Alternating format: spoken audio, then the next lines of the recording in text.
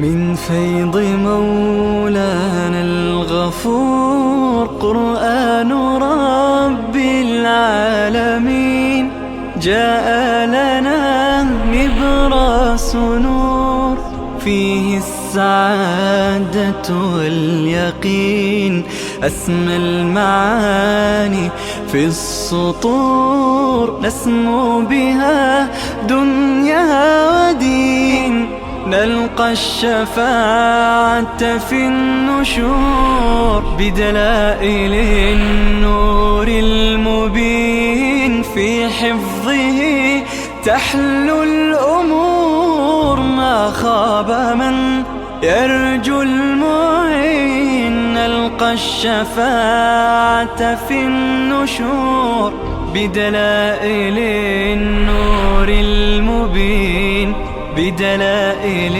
النور المبين.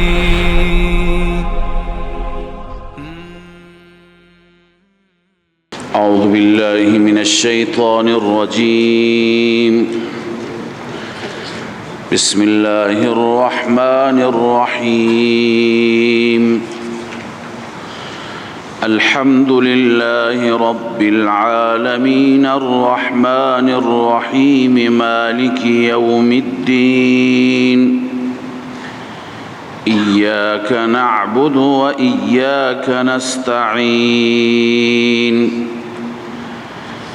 اهدنا الصراط المستقيم صراط الذين أنعمت عليهم غير المغضوب عليهم ولا الضالين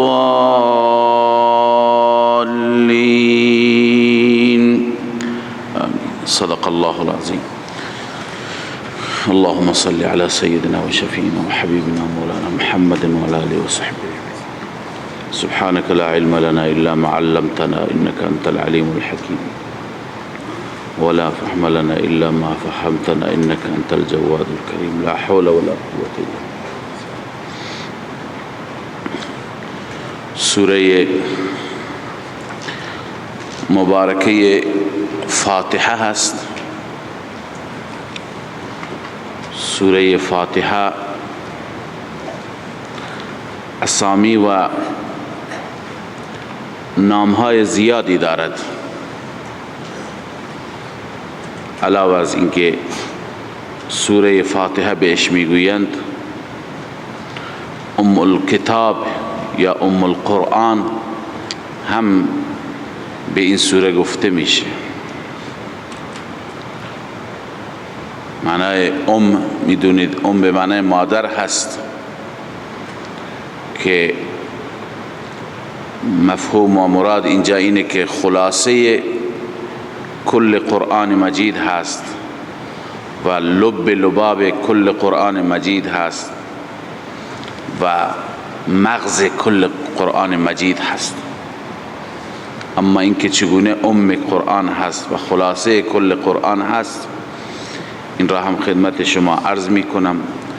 نام دیگرش الاساس هست، هم اساس به هم معنای هست، اساس قرآن هست. تعلیم المسئله هست، چون که خدای عزوجل در این سوره مبارکه تعلیم داده، آموزش داده سوال کردن را، دعا کردن را. وقتی که بخواهیم از ربمون چیزی را مطالبه بکنیم ابتداءً رب را تعریف میکنیم، حمد میکنیم. الحمد لله رب العالمین الرحمن الرحیم مالک یوم الدین. بعد از مدح رب العالمین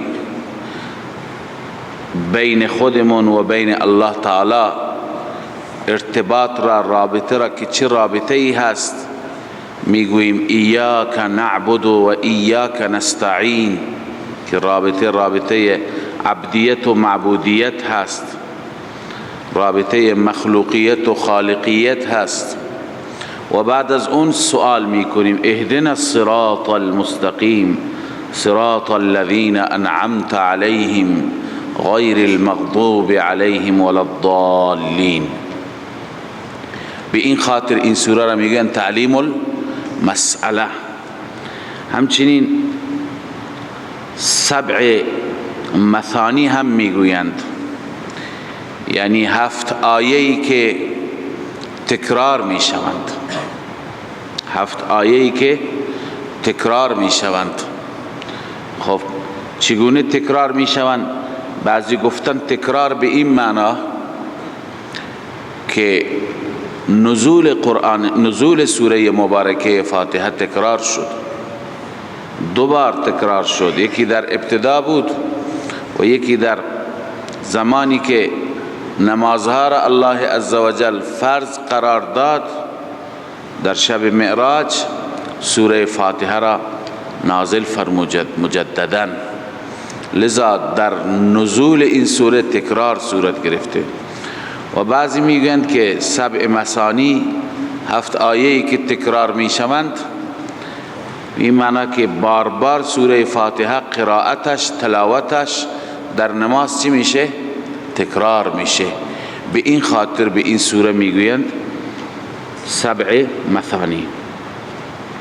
به هر حال ما خدمتتون عرض کردیم که این سوره که یکی از نامهای معروفش ام القرآن هست، به معنای خلاصه و مغز کل قرآن مجید، چگونه این خلاصه قرآن مجید هست؟ در این رابطه مختصری عرض می کنم. اولا اینجا 2 بیان هست که یک بیان مال یکی از علما و مفسرین شهیر به نام علامه شبیر احمد عثمانی رحمه الله هست. ایشون تفسیر مختصر عثمانی را نوشتند که تفسیر عثمانی به فارسی برگردانده شده.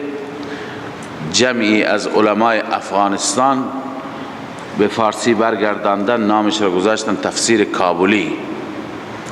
در واقع نام اصلیش بهترین نام هست، نمیدونم که چرا نامش را کابلی گذاشتن. تفسیر عثمانی نام مناسب تری شاید باشد. به هر حال ایشون تفسیر عثمانی را نوشتن. ایشون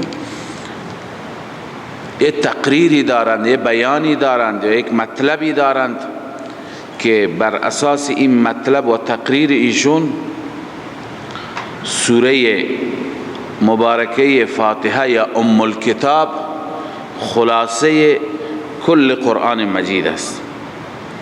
به این صورت می فرمایند که در قرآن مجید 6 تا موضوع و 6 تا مبحث هستند که مباحث اصلی قرآن مجید هستند. اون 6 مبحث چیه؟ 1 توحید، 2 رسالت، 3 قیامت، توحید، رسالت، معاد که اصول دین هستند، 4 احکام، بعد از ایمان عمل است نه، 4 احکام، 5 کسانی که پذیرفتند و تسلیم شدند، هم توحید را، هم رسالت را، هم قیامت را و هم احکام خدا را پذیرفتند و در مقابل اونها تسلیم شدند. لذا احوال این افراد، احوال کسانی که پذیرفتند. 6 احوال کسانی که نپذیرفتند و انکار کردند. احوال کسانی که نپذیرفتند و انکار کردند. خب این 6 موضوع در قرآن مجید به صورت برجسته تر بیان شده: توحید، رسالت، قیامت، احکام، کسانی که مدعا را پذیرفتند و تسلیم شدند، و 6 کسانی که مدعا را نپذیرفتند، انکار کردند. ایشون می‌فرمایند این مضامین 6 گانه به صورت اجمال و مختصر در فاتحه گنجانده شده. در فاتحه وجود دارند. چنانچه میفرماید الحمد لله رب العالمین الرحمن الرحیم مالک یوم الدین، تا مالک یوم الدین الحمد لله رب العالمین الرحمن الرحیم. اینجا توحید است. اینجا چیه؟ توحید است. اما توحید چگونه در این آیات هست؟ وقتی که به تفسیر قرآن مجید، به تفسیر سوره مبارکه فاتحه بپردازیم خدمت شما عرض میکنم. در مالک یوم الدین قیامت است، در الحمد لله رب العالمین الرحمن الرحیم اثبات توحید، در مالک یوم الدین اثبات قیامت. ایاک نعبد و ایاک نستعین و اهدنا الصراط المستقیم. در ایاک نعبد بیان احکام هست. چرا؟ چون که نعبد اشاره هست به طرف تمام طرق عبادت. تمام عبادت ها را پروردگار برای تو انجام می دهیم. پس احکام همینه. بله. و همچنین اهدنا الصراط المستقیم، در صراط المستقیم هم اشاره به احکام و بیان احکام است. لذا ایاک نعبد و اهدنا الصراط المستقیم در اینجا چی؟ بیان احکام هست. در صراط الذین انعمت علیهم در اینجا دو مطلب بیان شده، هم رسالت است و هم احوال کسانی که پذیرفتند. هم رسالت است صراط الذین انعمت علیهم و هم احوال کسانی که پذیرفتند. خب در آیات گذشته سه مطلب بیان شد: توحید، قیامت، احکام. رسالت در صراط الذین انعمت علیهم هست. چرا؟ چون منعم علیهم چند گروه هستند؟ 4 گروه. در رأس منعم علیهم کیا هستند؟ انبیا هستند، نبیین هستند. اولئک الذین انعم الله علیهم من النبیین والصدیقین والشهداء والصالحین. پس در رأس منعم علیهم میبینیم که انبیا هستند. لذا در انعمت علیهم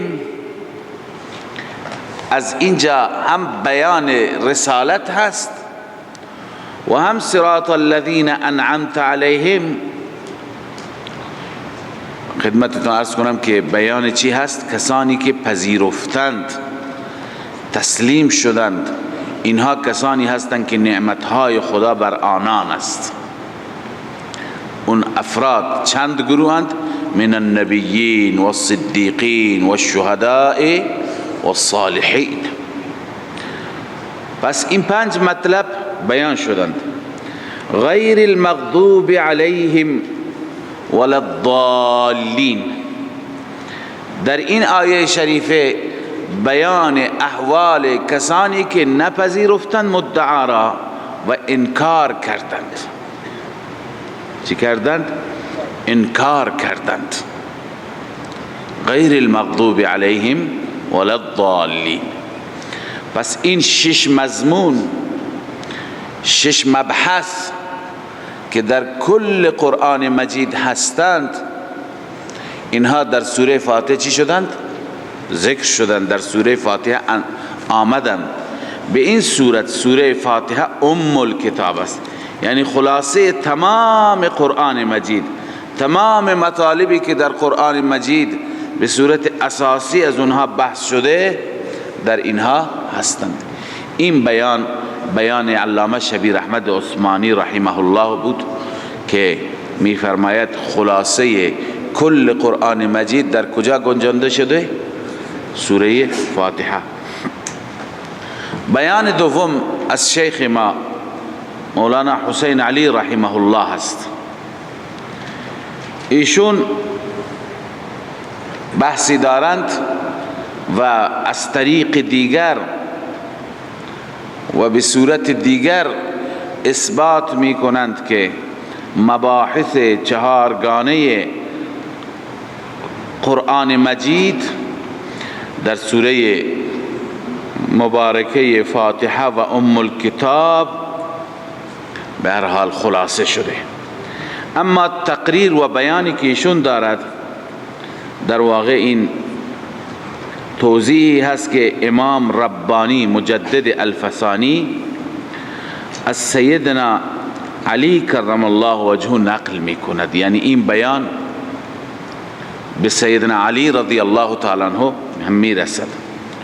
اون اینه که ببینید خلاصه کل قرآن مجید سوره فاتحه هست. به چه دلیل؟ به این دلیل که قرآن به اعتبار مضامین بر 4 بخش تقسیم میشه. اول از الحمدلله رب العالمین شروع میشه تا پایان سوره مائده، تا پایان سوره مائده. بخش دوم قرآن مجید هر 4 بخش با الحمدلله آغاز میشه، هر 4 بخش با الحمدلله آغاز میشه. بخش دوم از اول سوره انعام که شروع میشه الحمدلله الذی له ما فی السماوات و ما فی الارض تا آخر سوره بنی اسرائیل، سوره اسراء. این بخش دوم هست. بخش سوم از سوره کهف شروع میشه الحمدلله الذی انزل علی عبده الكتاب میره تا آخر احزاب،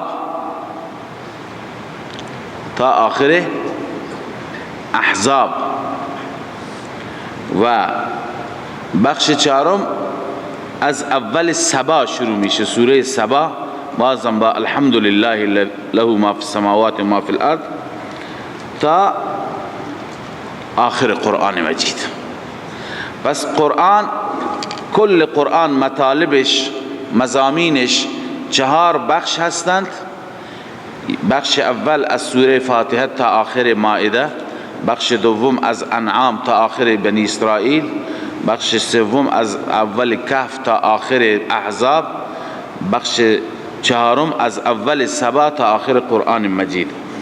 در بخش اول که تا پایان سوره مائده است بحث عمده و اساسی و اصلی و محوری خالقیت است، بیان خالقیت الله عزوجل. خلاصه این بخش این است که آفریننده تمام عالم فقط و فقط الله عزوجل است. در بخش اول خالقیت اثبات میشه. در بخش دوم یعنی از انعام که شروع میشه تا کهف مضمون اصلی ربوبیت است، ربوبیت الله. رب فقط الله است، کسی دیگر نیست. یعنی بعد از اینکه خداوند مخلوقات را خلق می کند، انسان را، حیوان را، بقیه خلائق را، بعد از خلق نوبت چی می رسد؟ تربیت کردن، نشو و نما کردن، به کمال رسانیدن. پس خلق را هم الله انجام میده، ربوبیت را، تربیت را هم الله انجام میدهد.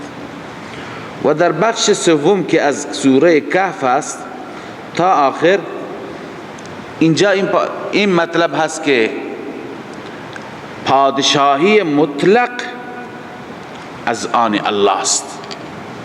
پادشاهی مطلق یعنی چی؟ یعنی تدبیر و تصرف و اختیارات تام و کامل اختصاص به کی دارد؟ به الله عزوجل. تمام به هر حال تصرفات و اختیارات مال در عالم، در هر دو عالم مال او هست. او هست نافع هست، زار هست، مالک، متصرف، مختار، کارساز، برکات دهنده هست و کسی دیگر این صفات را ندارد. این بیشتر در بخش سوم قرآن مجید بیان شده. و در بخش پایانی و بخش چهارم بیان میشه که علاوه از این که مالک مالک و مختار دنیاست، مالک و مختار عقبا و آخرت هم است. مالک و مختار عقبا و آخرت هم هست. سوره های آخر قرآن مجید بیشتر به بحث چی میپردازند؟ قیامت، آخرت. و هیچ کسی حتی نمیتواند در محضر او شفاعت قهری داشته باشد که سوره های مومن حوامیم کلن بیشتر به این موضوع اختصاص دارند. به هر حال این تقسیم بندی قرآن مجید هست به 4 مبحث توحیدی. اکنون میفرماید که این 4 بحث در سوره مبارکه فاتحه چی شده؟ خلاصه شده. اول وقتی نگاه میکنیم الحمدلله، این از کلمه جلاله لفظ الله میفرماید خالقیت ثابت میشه، چون که وقتی میگه الحمدلله تمام تعریفات اختصاص دارد به خدا، مراد از لفظ الله وصف مشهور است. مراد از لفظ الله چیه؟ وصف مشهور است، یعنی خالق. مراد از لفظ الله وصف مشهور است یعنی چی؟ خالق. و مثل این است که مثلا میگوییم لکل فرعون موسی، برای هر فرعون یک موسی هست. خب یک فرعون بوده در مصر و یک موسی پیغمبر بوده، ولی لکل فرعون، اینجا وقتی که نام فرعون گفته میشه وصف مشهورش مراد است، یعنی کسی که بر باطل بود. نام موسی که گفته میشه خود موسی مراد نیست، وصف مشهورش. موسی وصف مشهورش چیه؟ بر حق بودن، جز اهل حق بودن. پس لکل فرعون موسی معنیش اینه که لکل مبتل محق، برای هر انسان باطلی در مقابل انسان باطلی یک انسان حق و اهل حقی وجود دارد. پس گاهی علم را ذکر میکنن مراد وصف مشهور میگیرن. اینجا فرعون ذکر شد، موسی ذکر شد، مراد وصف مشهور بود، محق بودن و مبتل بودن. پس گاهی لفظ جلاله الله ذکر میشه، مراد علم نیست، مراد وصف مشهور است. وصف مشهور خدای عزوجل، اوصاف خداوند اختصاصی خیلی زیاد هستند، ولی مشهورترش چی است؟ خالقیت. وصفی که هم مشرکان قبول داشتند هم مؤمنان قبول داشتند. ولئن سألتهم من خلق السماوات والارض لیقولن الله.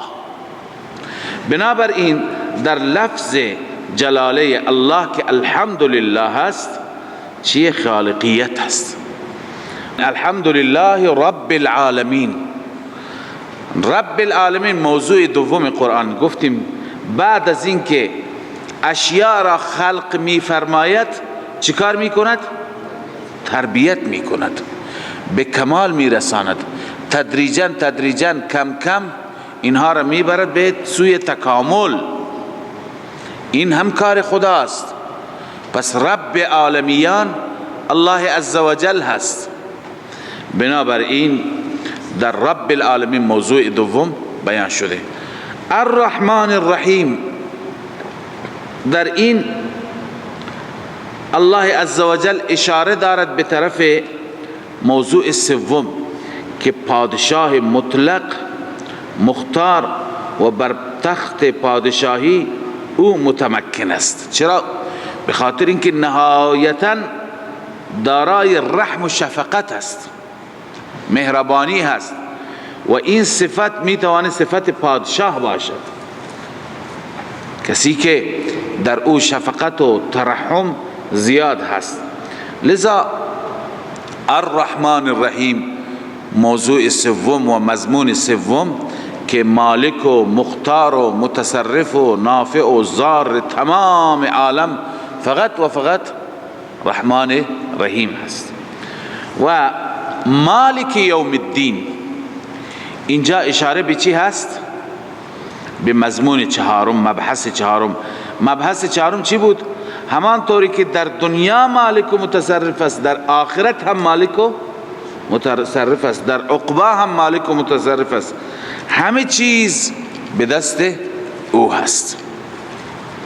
بله، پس ببینید چگونه قرآن مجید خلاصه شد در 4 مبحث و این 4 مبحث خلاصه شدن در فاتحه ام الکتاب.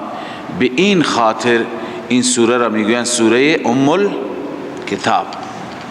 از عبدالله ابن عباس رضی الله عنهما منقول از رئیس مفسران: لكل شيء لباب ولباب القرآن الحوامیم.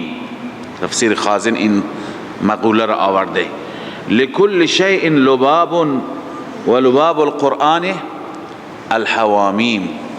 هر چیزی مغزی دارد، خلاصه‌ای دارد، حاصل و نتیجه‌ای دارد. نتیجه کل قرآن مجید یا خلاصه مضامین قرآن مجید کجا گنجانده شدند؟ در حوامیم. خواندیم حوامیم چقدر موضوعاتشون از اول تا آخر توحیدی بود. این خلاصه کل قرآن مجید هست. و بعد می فرماید که خلاصه حوامیم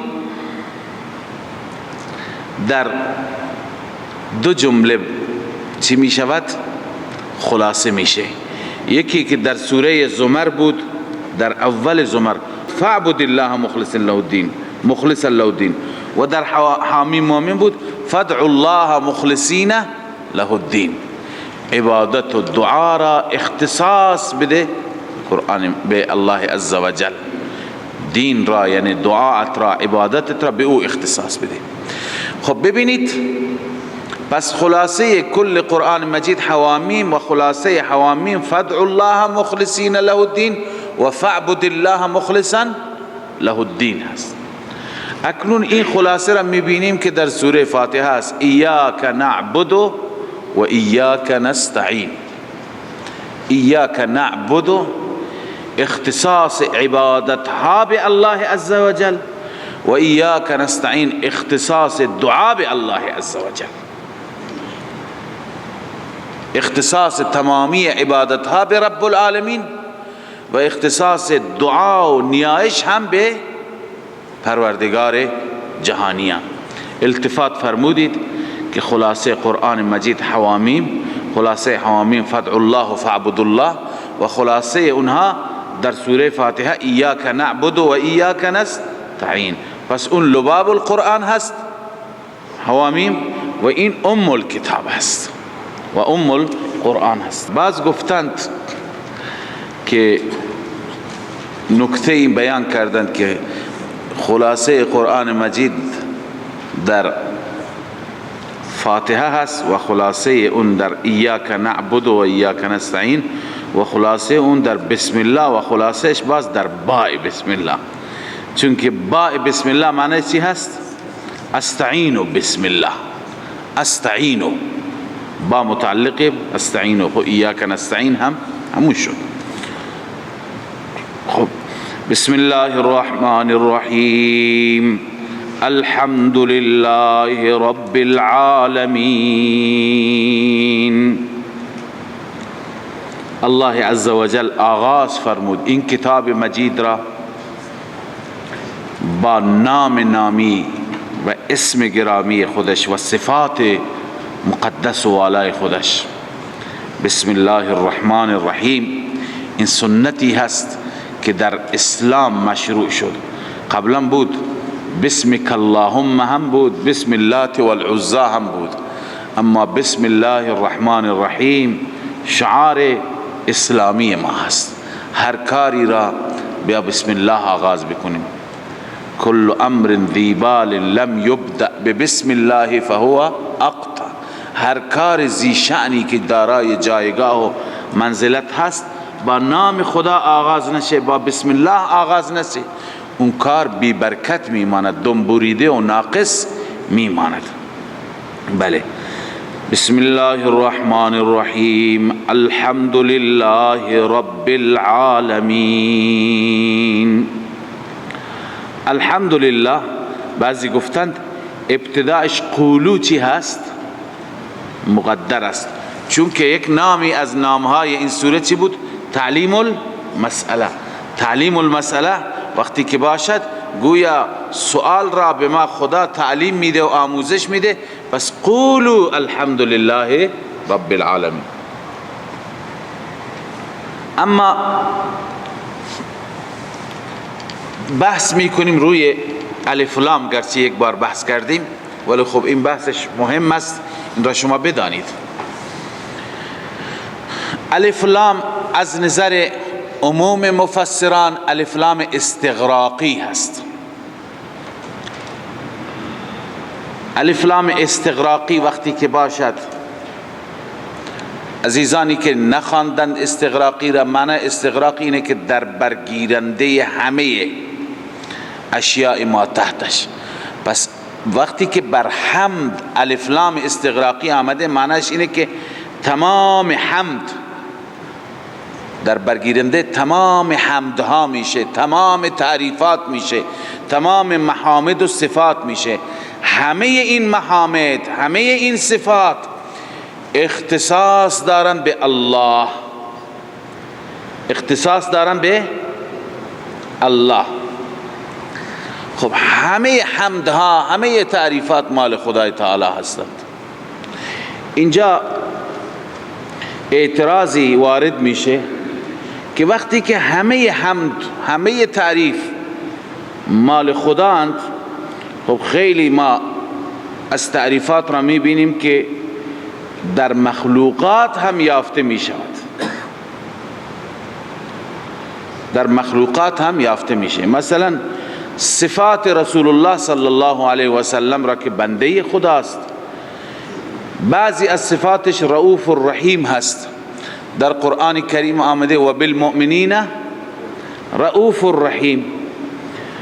بعضی از صفاتش سراجا منیر هست، انا ارسلناک بالحق شاهدا و مبشرا و نذیرا. اینجا بشیر و نذیر آمده، جای دیگه بشیر و نذیر آمده، اینجا و مبشرا و نذیرا.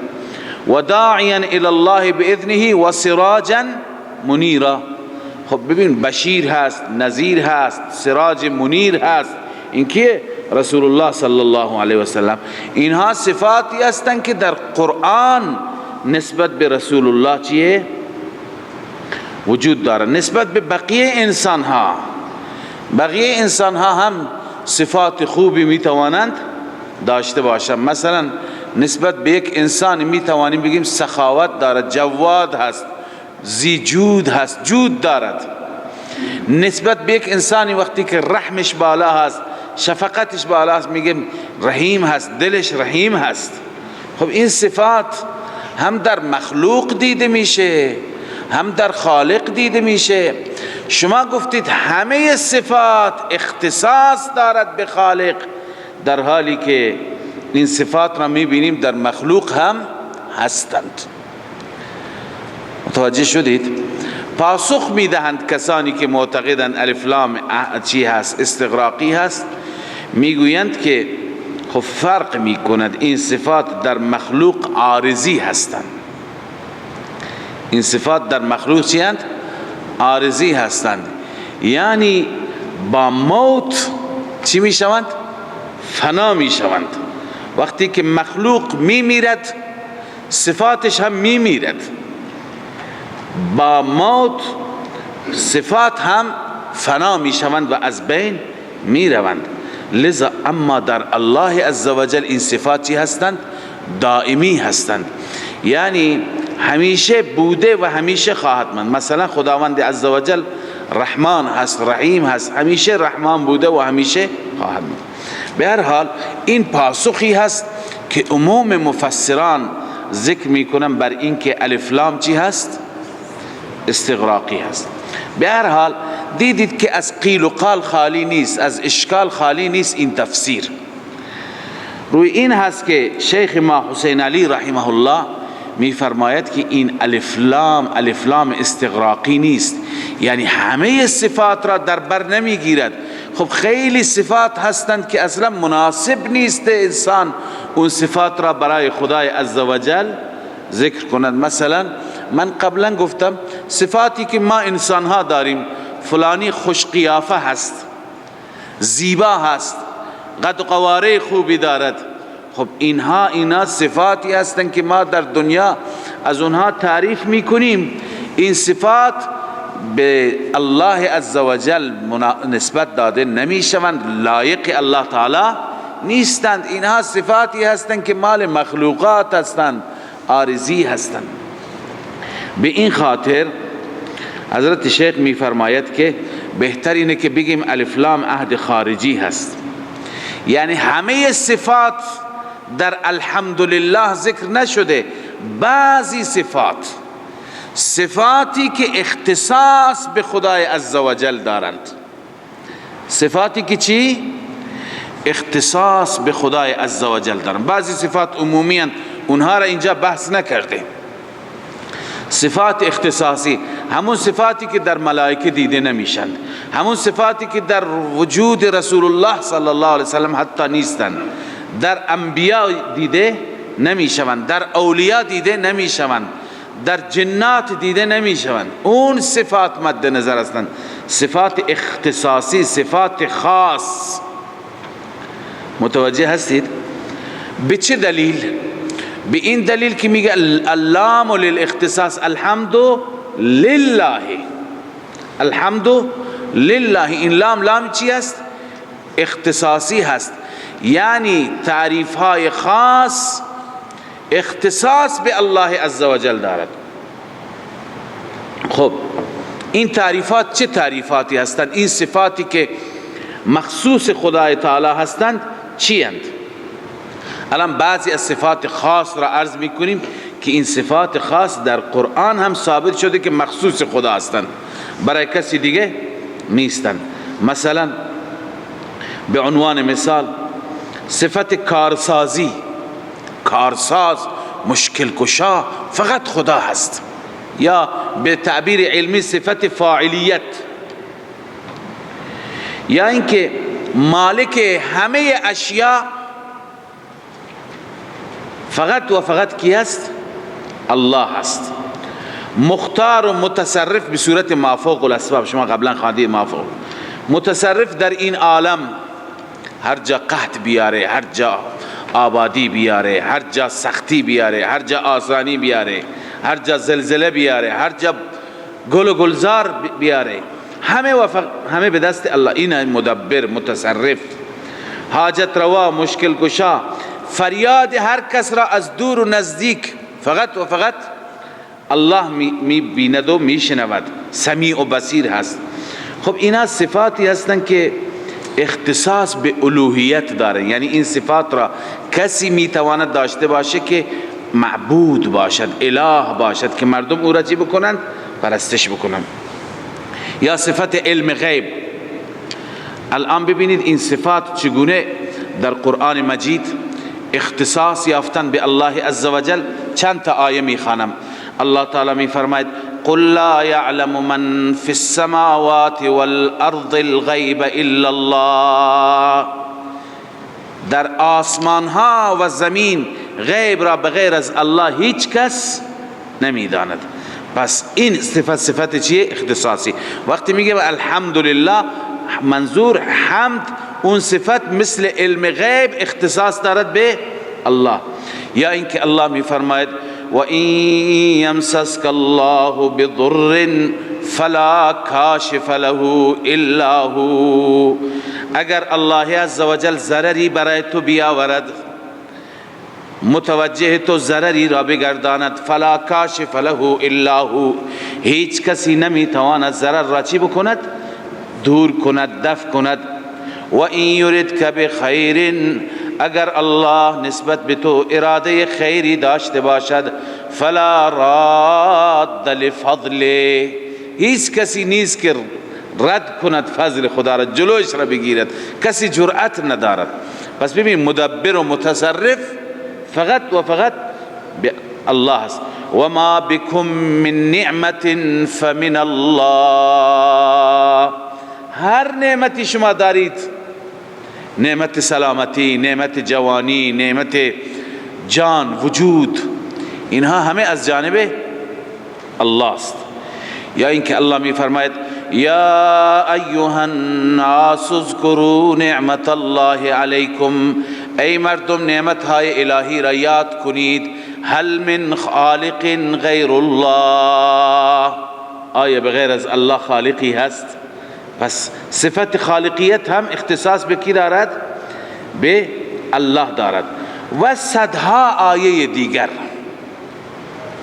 که در اون آیات صفات مخصوصی برای الله است. ولله ما فی السماوات و ما فی الارض، تصرفات آسمان ها و زمین همه و همه برای خدا.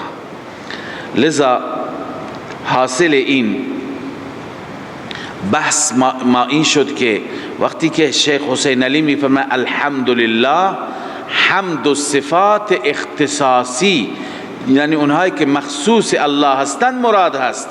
صفت خالقیت، صفت مالکیت، صفت رازقیت، سمیع و بصیر بودن، حاضر و ناظر بودن، مشکل گشا، حاجت روا، عالم الغیب، این صفات چی هستند؟ لله، اختصاص دارند به الله عزوجل. بله، باز ببینیم این ما که در الحمدلله توحید را ثابت کردیم و گفتیم از اینجا اون توحید خالص ثابت میشه. هر جا که قرآن مجید الحمدلله آورده، یا ما قبلش یا ما بعدش، شما اگر عنایت بفرمایید کل بحث توحید است، بحث صفات خدا هست، یا بحث خالقیت یا تدبیر و تصرف است.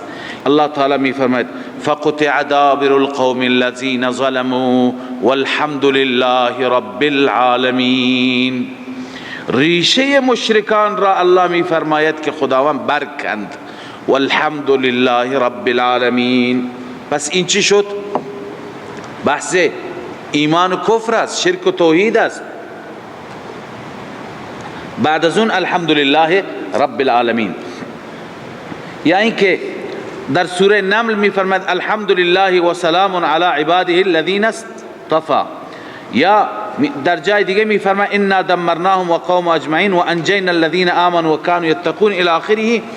آخر می فرماید و قل الحمدلله. بعد از اینکه قصه لوط بحث ایمان و کفر و دعوت به توحید از سوی لوط هست، میگوید و قل الحمدلله. یا در سوره جاثیه شما خواندید فلله الحمد رب السماوات و رب الارض و رب العالمین. یا در سوره صافات است سبحان ربک رب العزة عما یصفون و سلام علی المرسلین والحمد لله رب العالمین. خلاصه اینه که این کلمه الحمدلله رب العالمین هر جا قبل از دلائل توحیدی هست یا بعد از دلائل توحیدی هست. این آیاتی که خواندم شما ما قبل و ما بعد را در قرآن مطالعه بفرمایید. شیخ حسین علی می فرماید که الحمدلله وقتی که در چنین جاها بیشتر بکار برده شده و ذکر شده، این خودش علامت اینه که در الحمدلله بالاترین صورت توحید چی شده؟ بیان شده. متوجه هستید؟ پس این شد از الحمدلله و معنای الحمدلله. پس این گونه ما الحمدلله را ترجمه می کنیم. الحمدلله رب العالمین. تمام تعریفاتی که مختص الله هستند، خالقیت، مالکیت، رازقیت، مدیر و مدبر و متصرف بودن، عالم الغیب، سمیع، بصیر، این صفات اختصاص دارن به الله. اللام للاختصاص. هیچ کسی دیگر این صفات ندارن. کدوم الله؟ همان اللهی که رب العالمین، رب تمام جهانیان هست. رب تمام جهانیان هست. ببینید گفتیم در لفظ جلاله الله صفت چی مد نظر است؟ وصف مشهور یعنی خالقیت. وقتی که خداوند این عالم را خلق می کند و عالم را خلق کرد، بعد از خلق نوبت چی هست؟ تربیت هست. کم کم این عالم را تربیت میکنه. مثلا بچه را خداوند خودش در قرآن میگه بچه را پیدا میکند، ابتداء به شکل نطفه هست، از نطفه میشه به شکل علقه بسته خون، از علقه میشه به مضغه تکه گوشت، از مضغه بعدا لحم و عرض کنم که عظام گوشت و استخوان بهش میده، پوست بهش میده، بعدا زندهش میکنه، بیرون میاد در دنیا. بعد که در دنیا هست طفل هست، از طفلی میره به عرض کنم بچگی، از بچگی میره به نوجوانی، از نوجوانی به جوانی، از جوانی به پیری. خب این مراحل را الله در قرآن جای جای قرآن میگه کی طی کرده؟ الله هست که اینها را طی کرده. خب این نامش هست تربیت. این نامش چیه؟ تربیت. یا مثلا زمین را الله تعالی که پیدا کرده، زمین از اول آبادی نداشته، روز بروز آبادی ها بیشتر میشه، شهرها بیشتر میشه، نفوس بیشتر میشه، انسان ها جمعیت بیشتر میشه، این داره به طرف تکمیل میره. این هست چی؟ تربیت. هر چیز را تربیت کننده هر چیز فقط و فقط الله عزوجل هست. به این خاطر امام نصفی از امام واسطی نقل می فرمایند، تفسیر مدارک آورده، گفته هو الخالق ابتداء والمربی غذاء والغافر انتهاء. خداوند ذاتی است که هو الخالق ابتداء چی هست؟ خالق است. ابتداء هر چیز را اول خلق می کند. والمربی غذاء، بعدا تربیتش میکنه، غذایش را فراهم میکنه تا این رشد بکنه، حیوانات را، پرندگان را، چرندگان را، خزندگان را، همه را، نه اینکه فقط انسان را. اینقدر مخلوق دارد در دریاها، زیر زمین، در کوهها، در بیابانها، در جنگلها، همه را الله عزوجل. پس اینها را مربیشان هست غذاء، والغافر انتهان ان شاء الله. انتهان بنده خودش را هم چی میکند؟ مغفرت میکند.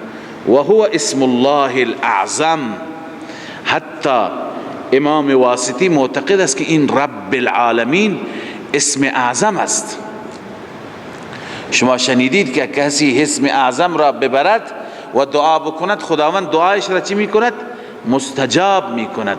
لذا خب درباره اسم اعظم اختلاف است، کسی به صورت قطع نمیداند، ولی ایشون میفرما اسم اعظم رب العالمین است. یعنی هر وقتی که دعا کردی بگو ای رب العالمین، یا رب العالمین.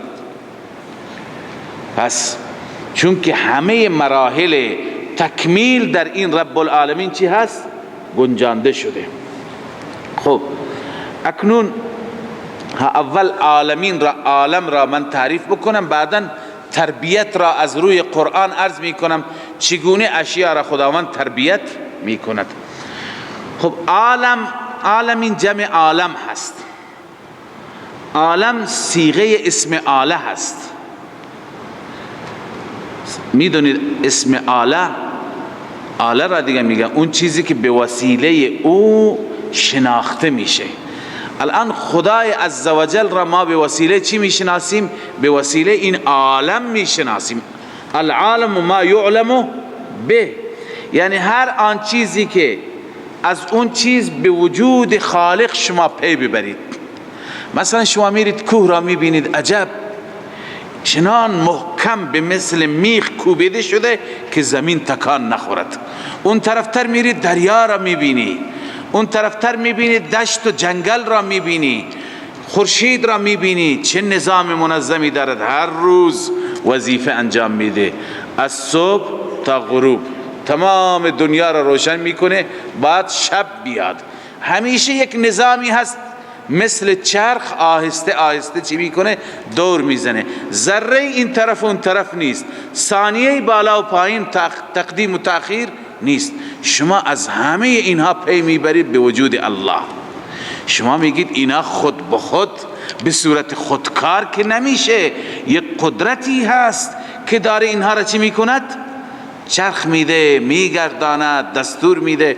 پس اینهایی که شما به وسیله اینها به وجود خدای عزوجل پی میبرید، اینها را میگن عالم و خدا را میگن رب العالمین. متوجه هستید؟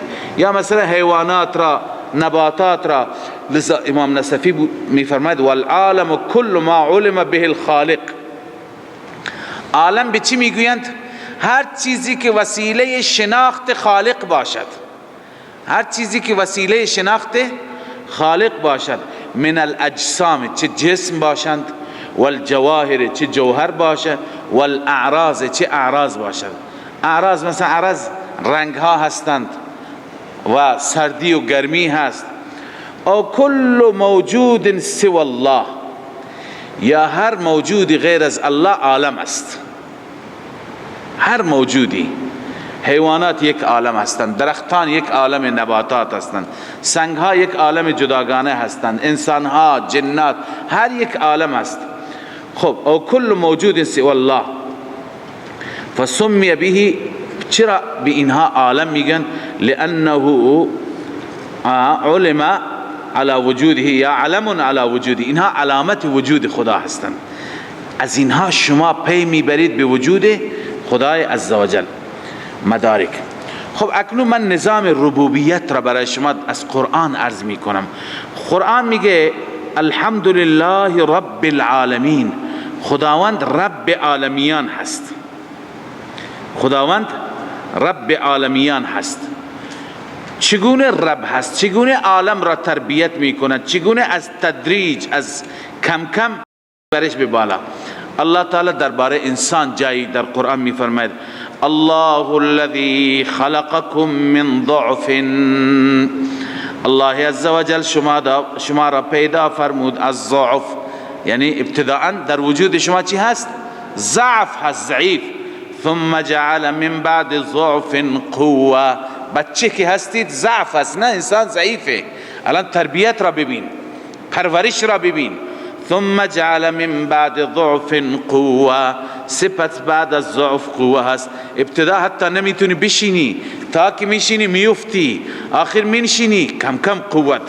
نمیتونی که 4 دست و پا راه بری، آخر اینه یاد میگیری، آخر راه رفتن را بلد نیستی، آخر هر جا که راه میری میفتی، نه آخر یاد میگیری. بالاخره انسان کم کم قوی میشه، نیرومند میشه، میره بالاتر. ثم جعل من بعد ضعف قوه، بعد از این ضعیفی قوی میشه. ثم جعل من بعد قوة ضعفا، دوباره بعد از این که قوی شد کم کم میاد ضعیف میشه، پیر میشه. نه پیر میشه، آخر حتی نمیتونه بیسته، یک عصای میگیره که با کمک او راه بره، با کمک او بیسته. پس ببینید یخلق ما یشاء، هر چیزی که دلش بخواد خلق میکنند. این تدریج هست. یا همچنین آسمان ها و زمین را الله تعالی میفرماید همینطور من تدریجا خلق کردم. چند روز خلق آسمان ها و زمین طول کشید؟ 6 روز. خلق السماوات والارض فی 6 ایام. یا اینجا میفرماید خلق السماوات والارض بالحق وصوركم فاحسن صوركم، آسمان ها و زمین را پیدا کرد به حق و همچنین شما را صورت داد، شما را زیبایی داد، شما را چی داد؟ زیبایی چهره داد. فاحسن صوركم، چه زیبا آفرید صورت های شما را. اینها تمام تربیت است. یا در جای از تربیت به صورت تربیتی از خوراک انسان میگه. الله تعالی میفرماید خوراکت را نگاه کن، پرورش و تربیت را. ابتداء میگه ما آب دادیم از آسمان، این آب به زمین ریخت. این زمین، در زمین چی بود؟ بذر بود، دانه بود. این بذر کم کم آمد زمین را شکافتیم. فلینظر الانسان الی طعامه، انسان به طعامش نگاه بکنه. نان خوبی الان میخوری، خورش میخوری، برنج میخوری، غذای لذیذ میخوری، ولی برو از ابتدا مطالعه بکن اول چی بوده، به کجا رسیده. الله تعالی این تربیت را در قرآن انسانها را، فکر انسانها را میبره که انسانها به این نتیجه برسند که رب العالمین او هست. الله میفرماید فلینظر الانسان الی طعامه، انسان طعامش را ببیند. انا صببنا الماء صبا، اول ما از آسمان آب ریختیم ریختنی. ثم شققنا الارض شقا، سپس زمین را ما چیکار کردیم؟ شق کردیم، شکافتیم. زمین شکم باز کرد تا جوانه بیاد بیرون. فانبتنا فیها حبا وعنبا وقضبا وزيتونا ونخلا.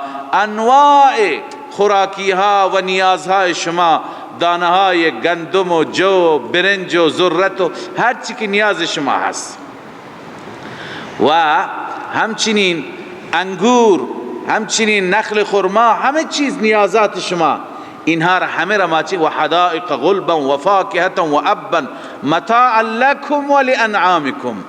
باغچه‌های، باغ‌های بزرگ کوچک همه را ما درست کردیم که هم برای شما و هم برای چارپایان شما باشد. انسان فکر نمی کند که انسان تدریجا از کجا آمده به کجا رسیده. خوراکش، این خوراک لذیذی که به دست داری، همین لباسی که به تنت هست، ابتدایش چی بوده؟ یک دانه بوده، دانه پنبه بوده که کاشته شده، یا عرض کنم که نخی بوده که از کجا گرفته شده، آخر آمده به اینجا رسیده. لذا تربیت در هر چیز انسان مطالبه کند به ربوبیت الله عزوجل میرسد. یا درباره خود انسان الله میفرماید انا خلقناکم من تراب، شما چی بودید؟ خاک بودید. ثم من نطفة ثم من علقة ثم من مضغة مخلقة و غیر مخلقة الى آخره. خاک، نطفه، خون، عرض کنم گوشت، تا اینکه انسان خلق میشه و شکل و زیبایی خدا بهش میده، روح و جان بهش میده. پس رب العالمین به این معنی هست در قرآن مجید. قرآن جای جای این رب العالمین را چی کرده؟ تشریح کرده. پس این شد تفسیر چی؟ رب العالمین. الحمدلله رب العالمین. تمام تعریفات مر خدایی را که رب عالمیان است، رب تمام جهانیان است. این تربیت را ما فقط در خودمون دیدیم، در خوراک خودمون، در وجود خودمون. الله تعالی همین تربیت را در خلق آسمان ها و زمین دارد، همین را در حیوانات دارد، همین را در خزندگان و پرندگان دارد. همه پرنده تازه از تخم بیرون میاد، این ور اون ور میفته، بعد از چند ساعت حتی بعضی ها میبینیم میپرند و میروند. لذا همه این تکامل به وسیله ذات الله انجام میگیرد. صدق الله مولانا العظیم.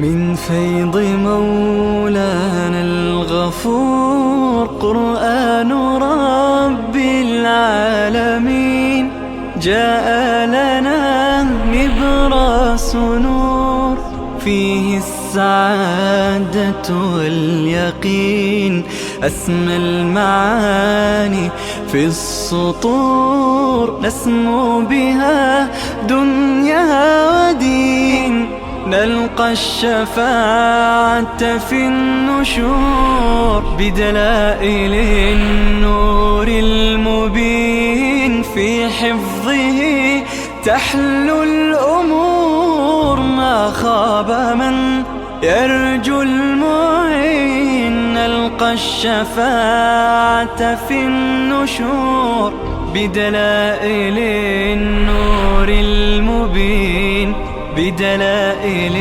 النور المبين.